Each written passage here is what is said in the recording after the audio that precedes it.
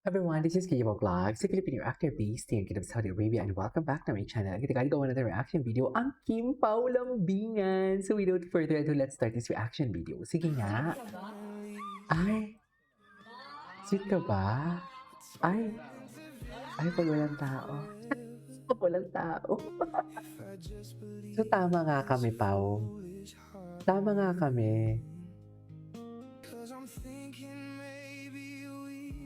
We're meant to be. I think I'm falling in love with you. Charan! I don't know what to do. Charan! Charan, spam ko for today's video. Di mo kaya?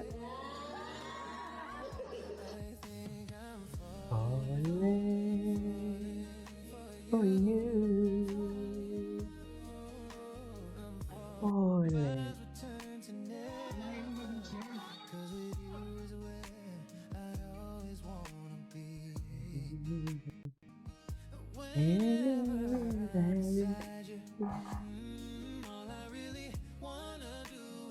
Paulo, yung mga ganyang ira ni Paulo, yung mga ganyang mukha ni Paulo, yan talaga yung gwapo eh, di ba? Daddy na kasi talaga si Paulo. Daddy! Tell me your daddy without telling me, ganun. Diba? Parang only Paulo touches the skin of Kim lang talaga. Tama ba yun, ma'am? Only Paulo touches the skin. For today's video ay... Tsaka inaalagaan talaga ni Kim ang Paulo. Diba? Best in alaga for today's videos. Saan tayo dalahin? Chats! Ay, best in kanta naman to for today's video. Ay, ano to? It's been 6 months before. Ay, eto na naman. Wala ka. Ay, oh. Loko. Sabihin yung inaalagaan nyo ako kung sabihin nyo. Diba? Yan ang sinasabi ko. Okay. Minsan, ano bang kulay? Okay, what's next? Ay! Okay.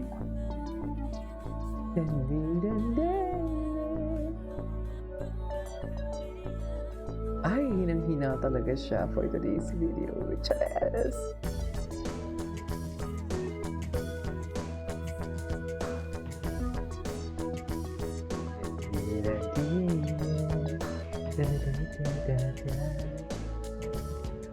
Yeah.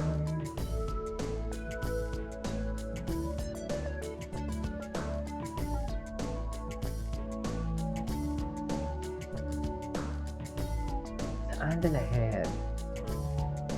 Wait lang ah.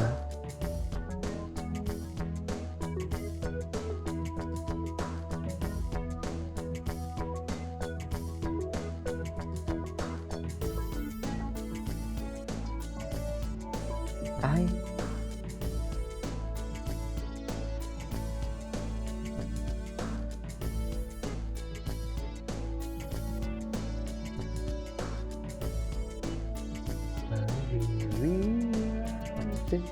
Ay!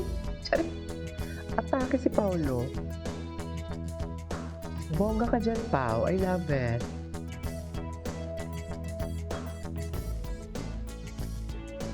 Happier.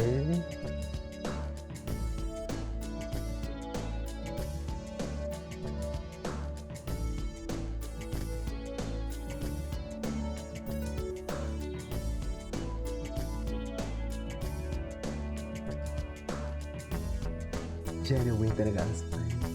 Ay, wait lang. Ay, ano to? Totoo ba? After work. Patingin? Kailan to? Ayan na, baka etchos lang to ha. Labis na pinag-uusapan ang mga litrato ng tambalang Kim Pao kung saan makikita ang magkasintahan na namamasyal sa Bonifacio Global City, BGC. Ang mga kuhang ito ay naglalaman ng mga sweet moments nila, tulad ng pag-aakay ni Paolo Avellino kay Kim Chu, at sa isa pang larawan, makikita ang kanilang magkahawak na kamay. Ang mga detalye na ito ay nagbigay inspirasyon sa mga tagahanga at taga-subaybay na pag-usapan ang kanilang posibleng relasyon. Maraming tao ang naguguluhan kung talagang magkasintahan na ang dalawa. Ang mga kilos at galaw nila sa publiko ay tila may malalim na kahulugan.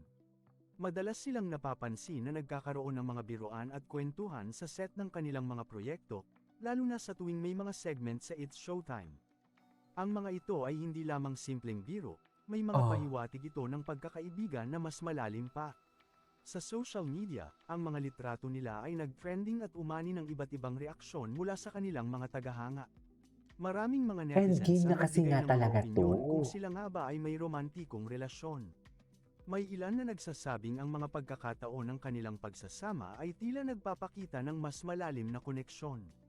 Sinasalamin nito ang mga damdamin ng Endgame na kanilang talaga mga to. taga-suporta na umaasang magtutuloy ang kanilang magandang samahan.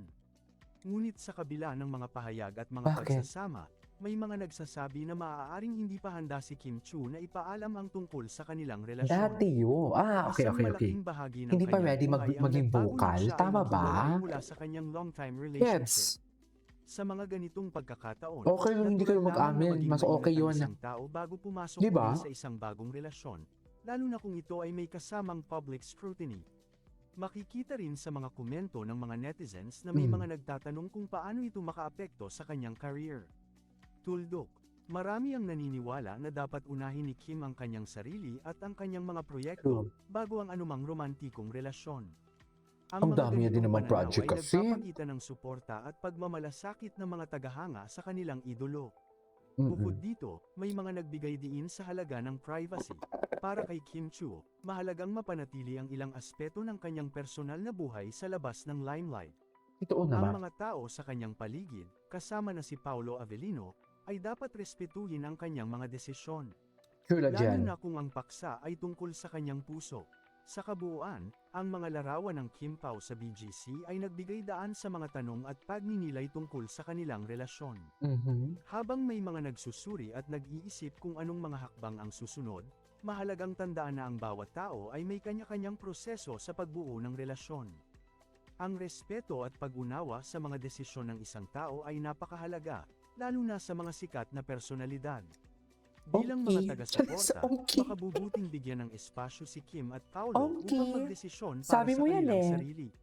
Kung sila nga ay may relasyon, dapat itong pag-usapan at ipakita sa tamang pagkakataon.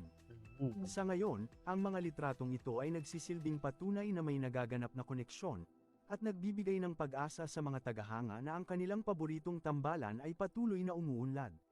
Sa huli, ang kanilang kaligayahan ang pinakamahalaga.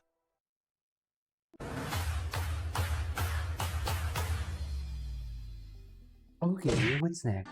Ay, si Paulo. Anyways, that is our for today's video from Kim Pao. This is Kim Pao Vlogs and see you in my next vlog.